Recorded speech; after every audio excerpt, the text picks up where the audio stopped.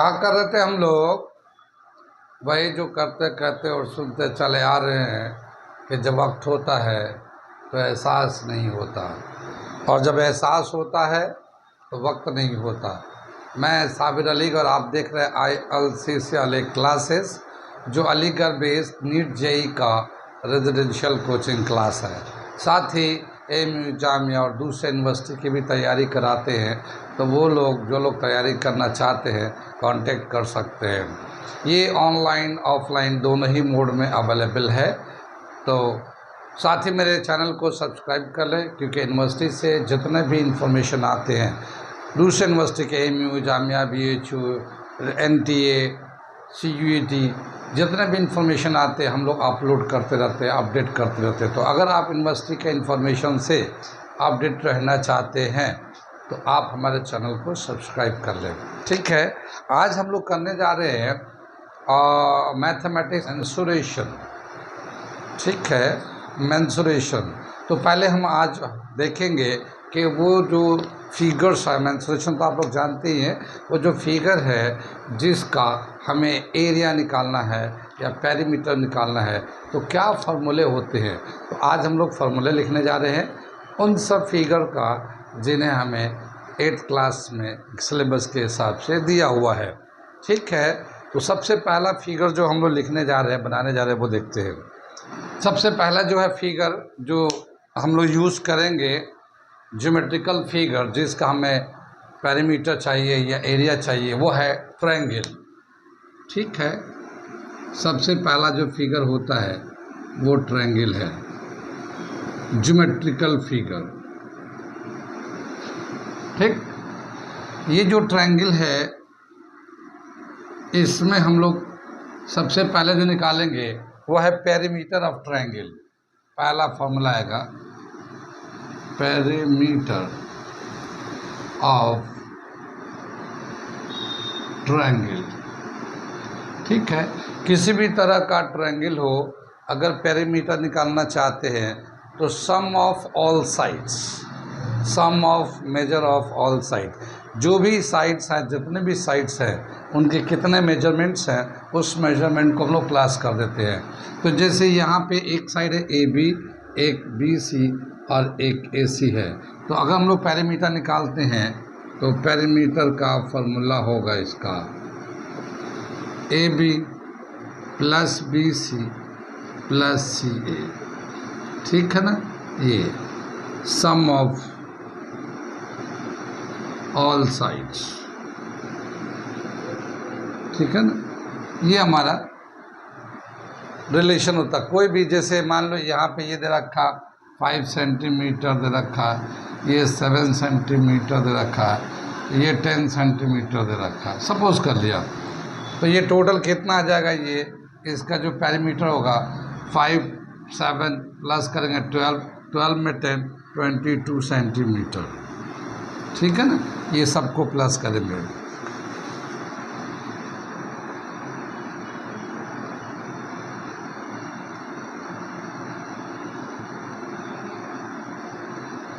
ये आ गया 5 centimetre plus 7 centimetre plus 10 centimetre, सबको प्लस किया 22 सेंटीमीटर हो गया।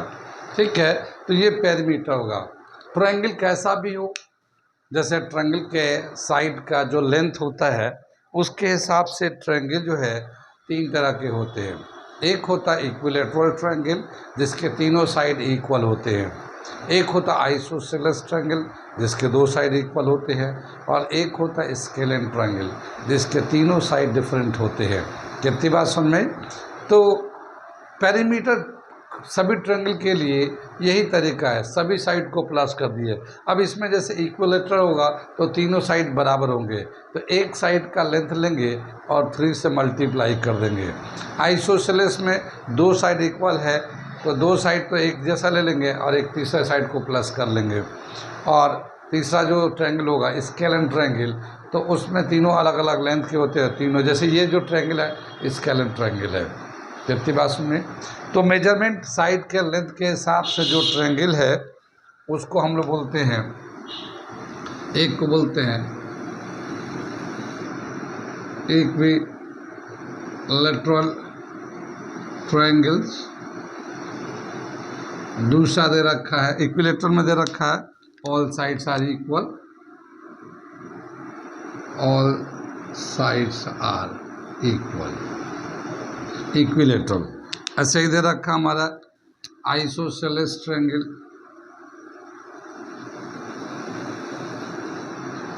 Isosceles triangle, two sides are equal,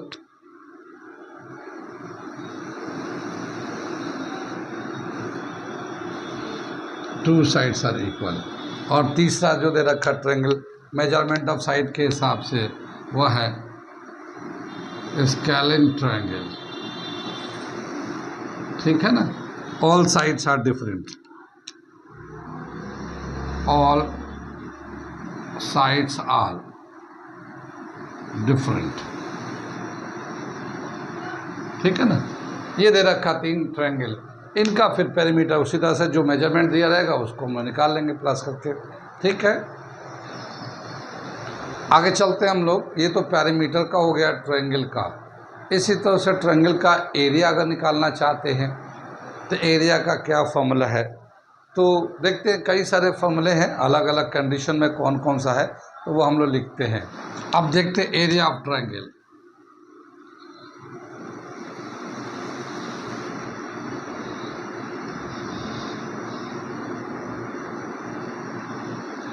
area of triangle क्या बताया, जो जनरल फॉर्मूला है ट्रायंगल का एरिया का, एक जनरल फॉर्मूला है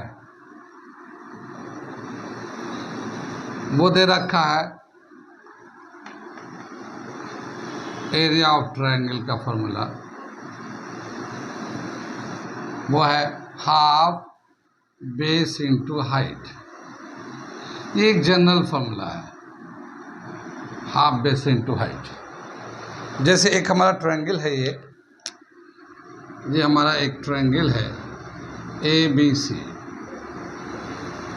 ये मान लो इसका जो यहाँ से यहाँ तक लेंथ है 12 सेंटीमीटर है, और ये यहाँ से परपेंडिकुलर ड्रॉ करेंगे। हाइट का मतलब परपेंडिकुलर।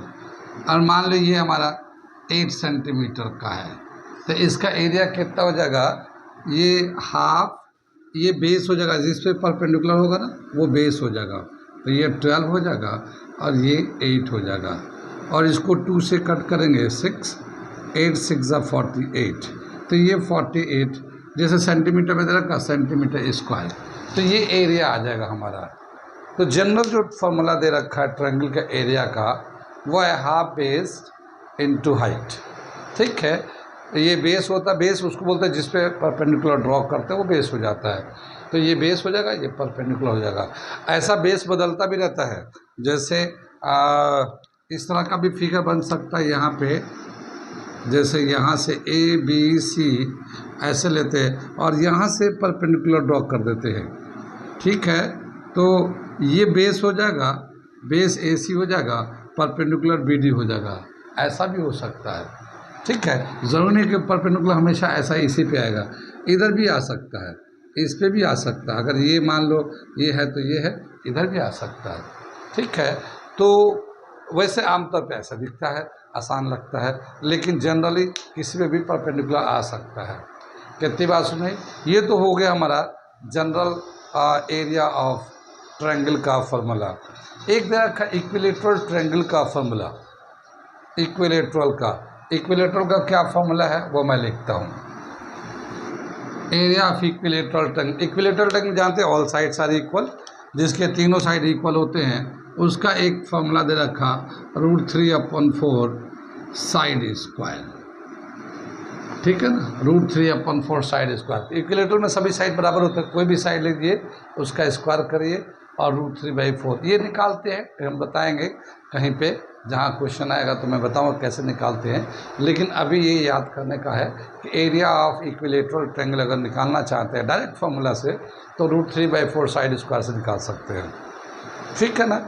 तो ये हमारा हो गया area of equilateral triangle. Area of scalene triangle का भी एक फार्मूला दे रखा है। स्केलिन ट्रायंगल जिसके तीनों साइड डिफरेंट होते हैं, तो अब उसका लिखते हैं एरिया ऑफ स्केलिन ट्रायंगल में क्या दे रखा है। जैसे स्केलिन में क्या होता है, तीनों साइड का जो मेजरमेंट है वो अलग अलग होता है। जैसे यहाँ से AB का लेंथ स्मॉल a है, BC का लेंथ स्मॉल b है, AC का लेंथ स्मॉल c ले लेते हैं, ठीक है ना।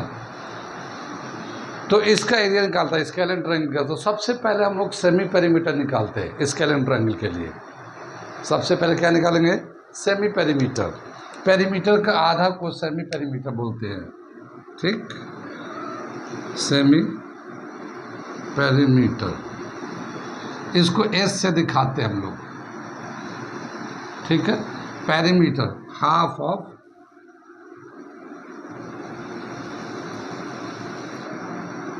पेरीमीटर का आधा कर लेते हैं हम लोग, सेमी पेरीमीटर। अब यहाँ पे क्या है कि ये जो लेंथ है पेरीमीटर जो निकालते हैं हम लोग सम ऑफ ऑल साइड। तो ये एक A है, एक B है, एक C है, तीनों साइड दे रखा है। तो A B C तीनों साइड को प्लस करेंगे तो पेरीमीटर आ जाएगा, और 2 से डिवाइड करेंगे तो ये सेमी पेरीमीटर आ गया। तो ये एक हमारा सेमी पेरीमीटर पहले निकालते हैं हम लोग, ठीक है। सेमी पेरीमीटर निकालने के बाद फिर इसका एरिया का फॉर्मूला निकालते हैं। तो एरिया का फॉर्मूला क्या दे रखा है? Area of scalene triangle.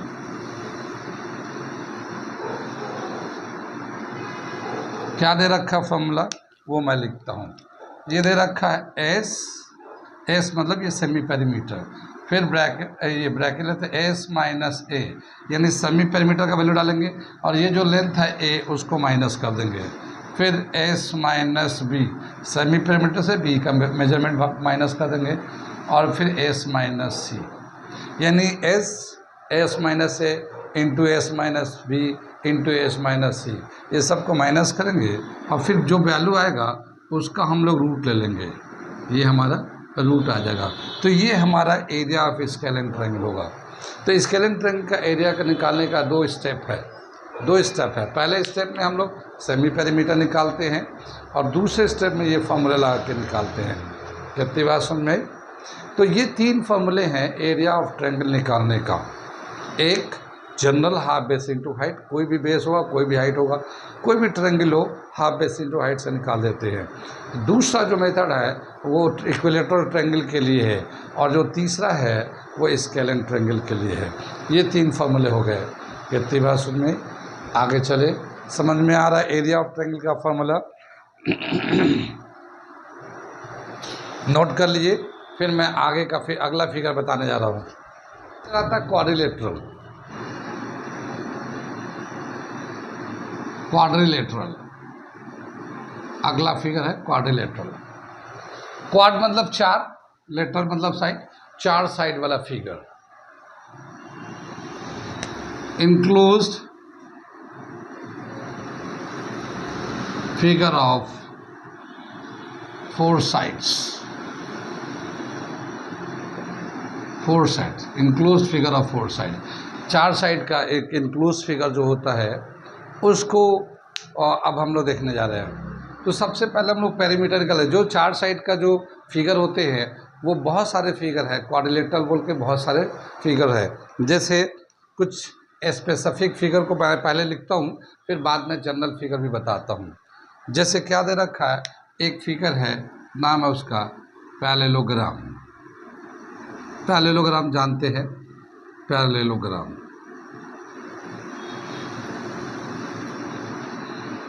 ठीक है, पैरेललोग्राम के अलग से प्रॉपर्टीज़ है, हम लोग पढ़ेंगे अलग से उसको, प्रॉपर्टीज़ को। अभी हम तो वॉल्यूम मेंसुरेशन में पढ़ रहे थे, उसके हिसाब से खाली इसमें हम लोग खाली पेरीमीटर और एरिया देखेंगे इसका। इसको हम लोग कहते हैं रेक्टेंगल। रेक्टेंगल में ये सभी एंगल 90 के होते हैं, पैरेललोग्राम में कोई भी एंगल 90 का नहीं होता। ठीक है, ये प्रॉपर्टीज़ हम पहले पढ़ चुके हैं, अब बता देंगे फिर हम अलग से ज्योमेट्री में। ये तो हम लोग मेंसुरेशन के हिसाब से लेंगे। ये हमारा आएगा रोम्बस। ये फिगर भी क्वाड्रिलेटरल फिगर कहलाता है। ये स्क्वायर, ये भी क्वाड्रिलेटरल स्क्वायर आ गया। ऐसी एक फिगर ये हमारा 1 pair of side is parallel, इसको हम लोग कहते हैं ट्रेपीजियम।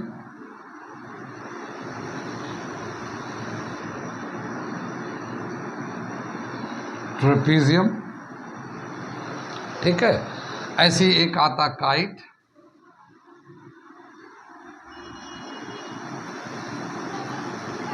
काइट आता है, इस तरह से काइट आता है। एक जनरल क्वाड्रिलेटरल भी आता है। जनरल क्वाड्रिलेटरल मतलब का कोई उसका स्पेसिफिक वो नहीं है, कैसा भी हो सकता है, कैसा भी हो सकता है, ये क्वाड्रिलेटरल था जनरल। इसका कोई स्पेसिफिक पैरामीटर या प्रॉपर्टीज़ नहीं है, इन सब का प्रॉपर्टीज़ है। ये जब हम बताएंगे ज्योमेट्री में तो इसका हम डिटेल वहाँ पे देंगे। फिलहाल तो हम लोग मेंसुरेशन के फॉर्मूले के हिसाब से इसमें दो ही चीज़ देखेंगे हम लोग कि इसका पेरीमीटर कैसे निकालते हैं, इसका एरिया कैसे निकालते हैं। तो इनके फॉर्मूले हम बता रहे हैं अभी। बाकी जो जनरल प्रॉपर्टीज़ है ज्योमेट्री का वो एक अलग चीज़ है, वो मैं अलग डिस्कस करूँगा। तो अब देखते हैं कि इन फिगर्स का पेरीमीटर कैसे निकालेंगे या एरिया कैसे निकालेंगे। तो बताया क्या कि जो पेरीमीटर निकालना है इसका भी वही फॉर्मूला जो ट्रायंगल में था, सम ऑफ ऑल साइड, यानी कि जितने भी मेजरमेंट है साइड्स के सबको प्लस कर दिए, वही पेरीमीटर ऑफ द क्वाड्रिलेटरल आ जाएगा। तो मैं पेरीमीटर का फॉर्मूला लिखता हूँ, ये फिगर आप लोग नोट कर लिए, क्योंकि एक एक का सबका एरिया निकालने का तरीका अलग है और कुछ और चीज़ें हैं तो वो भी मैं लिखूँगा मेंसुरेशन के हिसाब से, तो वो मैं लिखूँगा। मैं नोट कर लीजिए इसको, मैं मिटाता हूँ। पेरीमीटर ऑफ क्वाड्रिलेटरल क्या निकालेंगे, सम ऑफ ऑल साइड्स, ठीक है, सम ऑफ ऑल साइड। अब इसमें क्या बताया, कुछ फिगर्स है तो उनके अपने प्रॉपर्टीज है। जैसे हमने बताया क्या कि ये एक पैरेललोग्राम था, ठीक है, पैरेललोग्राम है। तो पैरेललोग्राम में क्या देखा गया है, जो साइड का जो पैरेललोग्राम, ये जो इसको लेंथ बोलते हैं, तो ये इसका और इसका अपोजिट साइड बराबर होते हैं पैरेललोग्राम में, ठीक है ना। ये इसका ब्रेथ कहलाता है, ये ब्रेथ भी बराबर होता है।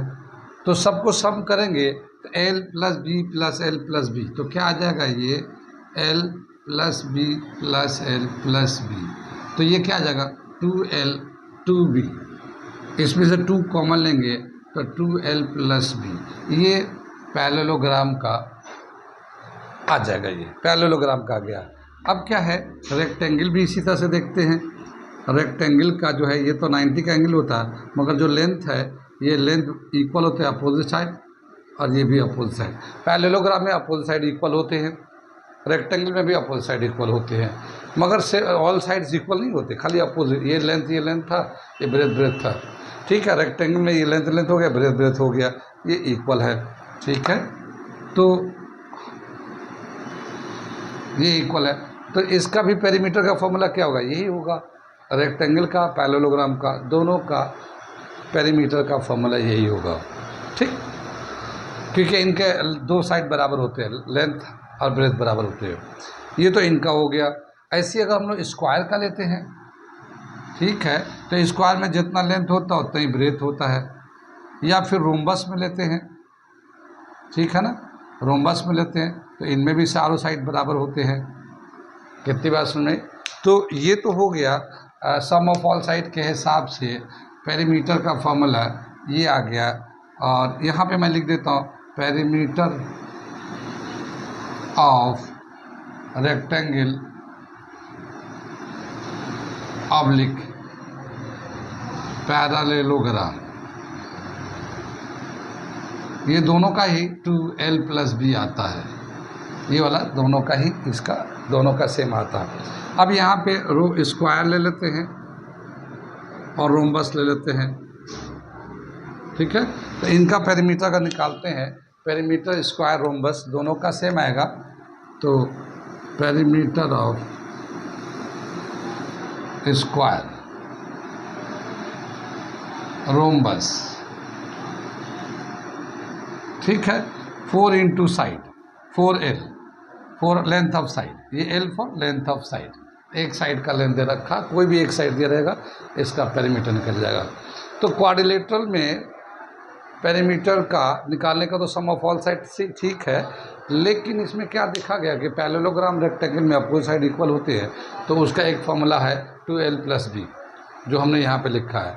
और रोम्बस और स्क्वायर में चारों साइड बराबर होते हैं, तो उनका पेरीमीटर का formula 4 into L length of side हो गया, ठीक। इतनी बात समझ में आ गई, पेरीमीटर समझ में आ गया क्वाड्रिलेटरल का, अलग अलग फिगर का, ठीक है। आगे चले हम लोग, अब चलते एरिया निकालते हैं। अलग अलग फिगर का एरिया का क्या क्या फॉर्मूला दे रखा है। मिटा दूँ यहाँ पे, ओके, नोट कर लीजिए।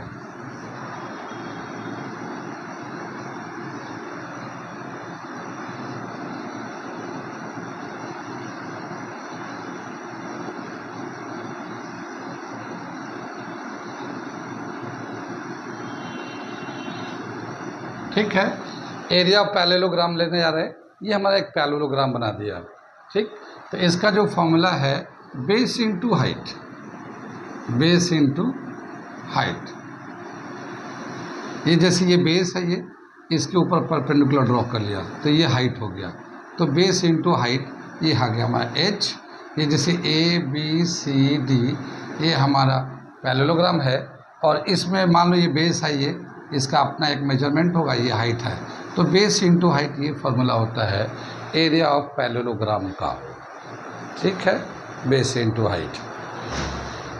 इसी तरह से दे रखा है एरिया ऑफ रेक्टेंगल। अगर निकालना चाहते हैं एरिया ऑफ रेक्टेंगल, ठीक है, एरिया ऑफ रेक्टेंगल निकालेंगे तो रेक्टेंगल का फिगर इस तरह से होता है हमारा।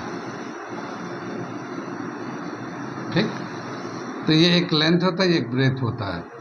ये जो ब्रेथ होता है ये इसके परपेंडिकुलर होता है। जिस तरह से ये परपेंडिकुलर है ऐसे ये परपेंडिकुलर है। तो यहाँ एरिया ऑफ रेक्टेंगल का फॉर्मूला लेंथ इंटू लेंथ, ये लेंथ है और ये ब्रेथ है, इसको हम लोग मल्टीप्लाई कर देते हैं, लेंथ इंटू ब्रेथ, ये फॉर्मूला आ जाता है ये। ठीक है, कितनी बात सुन में। रेक्टेंगल में एक और पैरामीटर है, वो है डायगोनल। ठीक है, ये एक डायगोनल आता है। ये जैसे ये अल्फ़ाबेट ले लेते हैं ए बी सी डी, तो ए सी भी डायगोनल है और बी डी भी डायगोनल है। तो ये दोनों डायगोनल बराबर होते हैं, A C and B D दोनों डायगोनल बराबर होते हैं। तो इसका मेजरमेंट कैसे निकालेंगे हम लोग, वो करने जा रहे हैं। ठीक है, डायगोनल ऑफ रेक्टेंगल।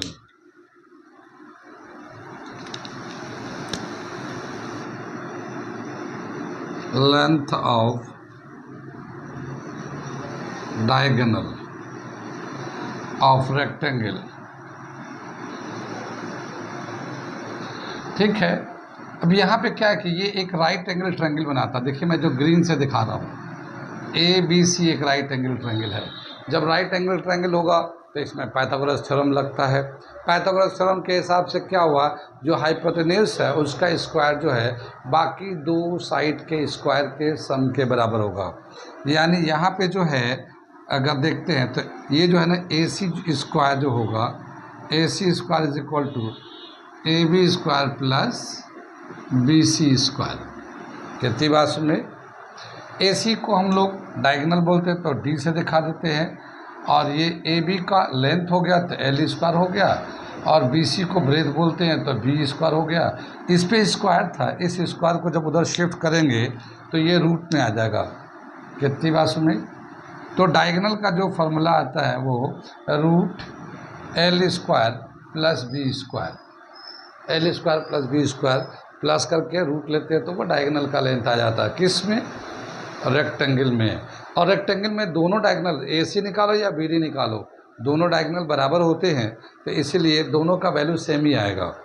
ठीक है, यहाँ पे दिखाते हैं A C is equal to B D, ये दोनों ही डायगोनल है और ये दोनों डायगोनल जो है ना सेम मेजरमेंट के हैं।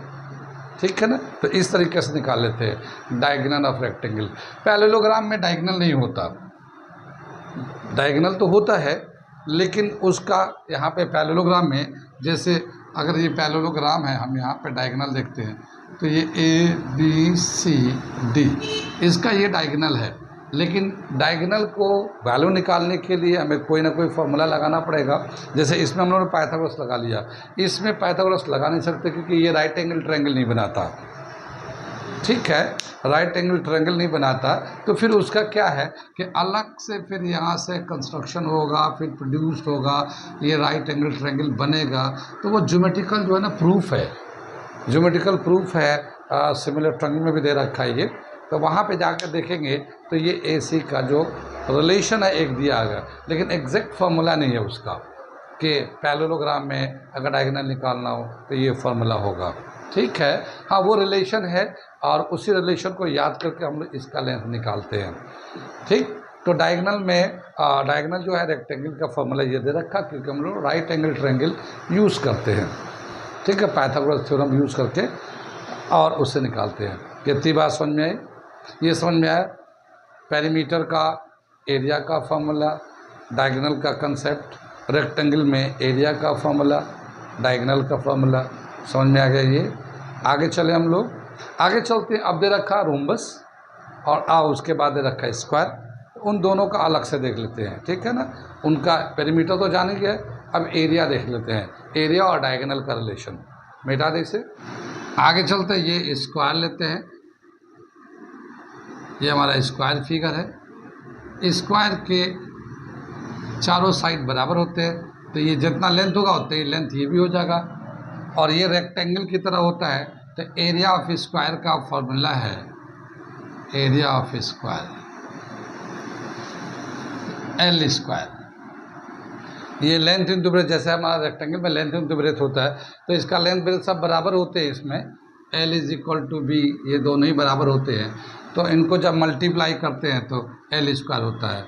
या फिर हम लोग साइड, जो भी साइड का मेजरमेंट है उसका स्क्वायर कर देते हैं। तो ये एरिया ऑफ स्क्वायर का फॉर्मूला हो गया। इसमें डायगोनल होगा, ये वाला डायगोनल होगा, तो ये डायगोनल का अगर लेंथ निकालना चाहेंगे तो कैसे निकालेंगे? इसमें भी फिर पाइथागोरस लगा के निकालते हैं। तो diagonal of square, diagonal of square, तो ये दे रखा D is equal to L square plus B square whole root. ये जैसे रेक्टेंगल में दे रखा था, लेकिन यहाँ पे क्या है कि लेंथ पे दोनों बराबर है, तो L square plus L square. ठीक है, अब यहाँ पे आ जाएगा 2l स्क्वायर, रूट डाल दिया, और √2 इंटू एल। ठीक है ना, √2 इंटू एल, एल बाहर है, रूट से बाहर हो गया ये, तो √2l, और या फिर √2 इंटू साइड। ये हमारा फॉर्मूला आ जाता है डायगोनल ऑफ स्क्वायर का, √2 इंटू साइड। कितनी बात सुन में? तो स्क्वायर का diagonal √2 into side, area side square. समझ में बात आ गए? आगे चले, अगर ये दो फॉर्मूले इसके हैं स्क्वायर के, इसी तरह से हम लोग देखते हैं रोम्बस का। आगे दे रखा रोम्बस का, ये ABCD, तो इसका जो एरिया है, एरिया ऑफ रोम्बस,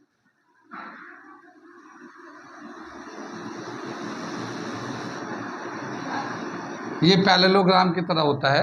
तो इसका एरिया ऑफ रोम्बस जो ना, बेस इंटू हाइट, जैसे यहाँ से हाइट एक ड्रॉ करते हैं और डी ले लेते हैं, तो ये बेस हो जाएगा। तो कोई सभी साइड इसके बराबर ही है, तो कहीं भी लेंगे तो साइड तो होती है, और ये इसकी एक हाइट आ जाएगी। ठीक है, तो एरिया ऑफ रोम्बस का फॉर्मूला है बेस इंटू हाइट। जो हमारा पैरेललोग्राम का फॉर्मूला है एरिया का, वही एरिया का फॉर्मूला रोम्बस का भी है। ठीक है, ये रोम्बस का, इसको हम लोग एरिया ऑफ पैरेललोग्राम भी बोल सकते हैं।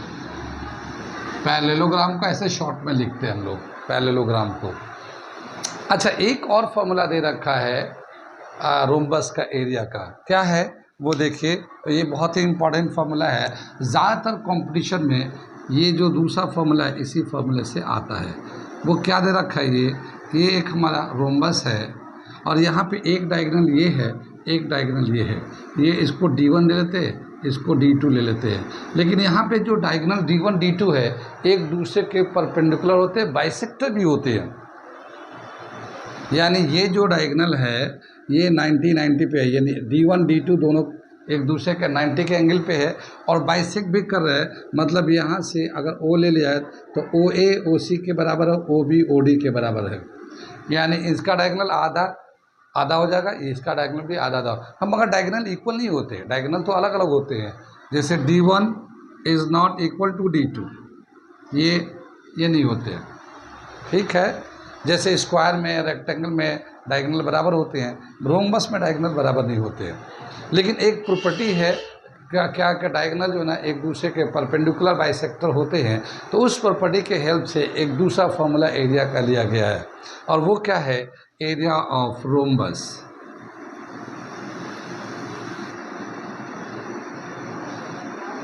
हाफ d1 d2, ये भी एक फॉर्मूला बहुत अच्छा है, और ये ज़्यादातर क्वेश्चन जो है ना इसी पे आते रहते हैं, इसी तरह का फॉर्मूला यूज़ करके।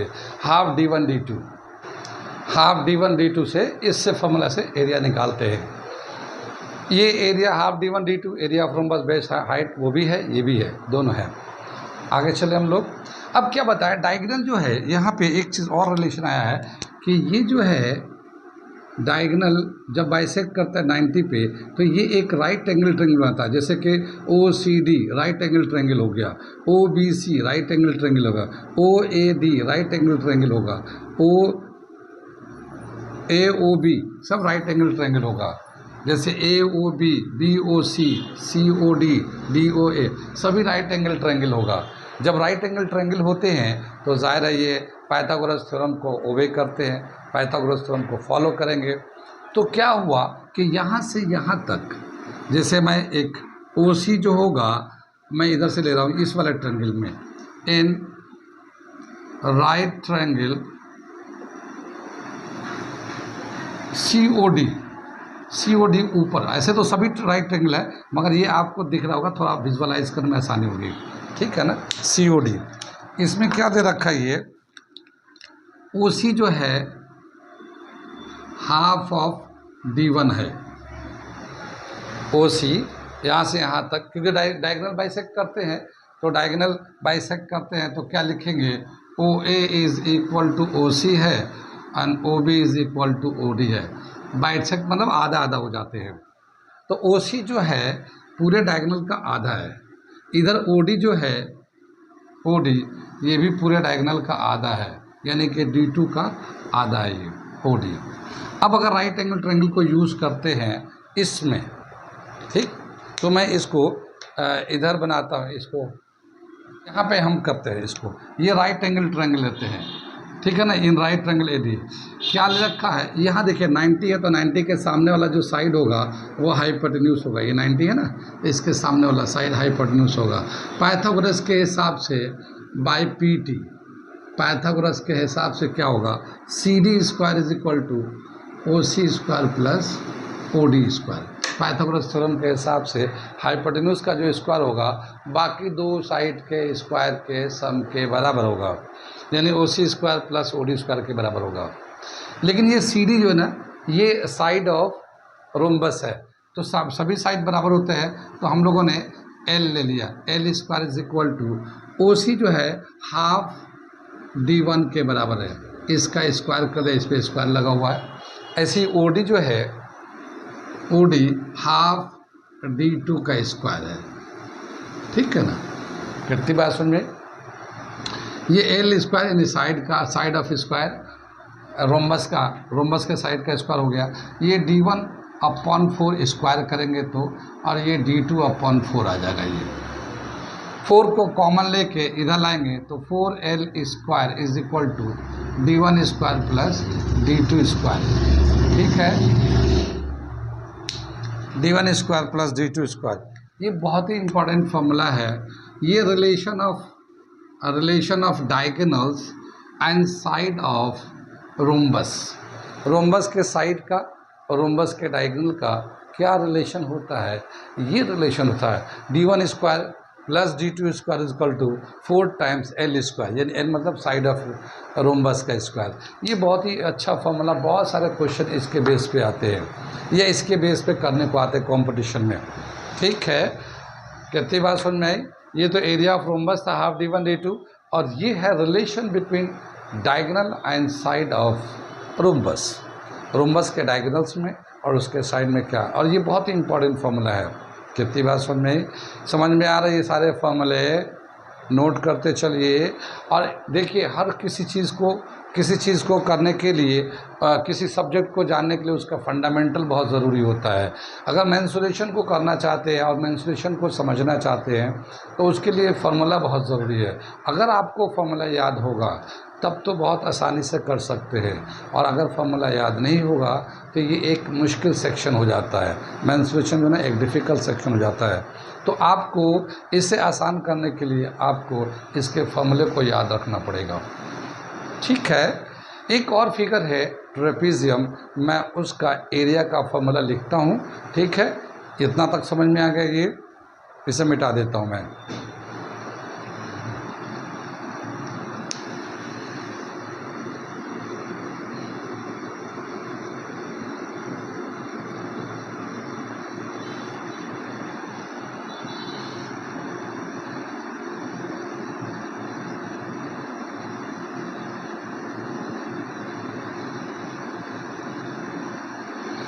ये एक ट्रेपीजियम है। ट्रेपीजियम में क्या होता है, ये भी एक क्वाड्रिलेटरल होता है, लेकिन इसमें एक one pair of side parallel होते हैं। जैसे ये ए बी सी डी के पैरेलल है, ए बी जो है सी डी के पैरेलल है ये।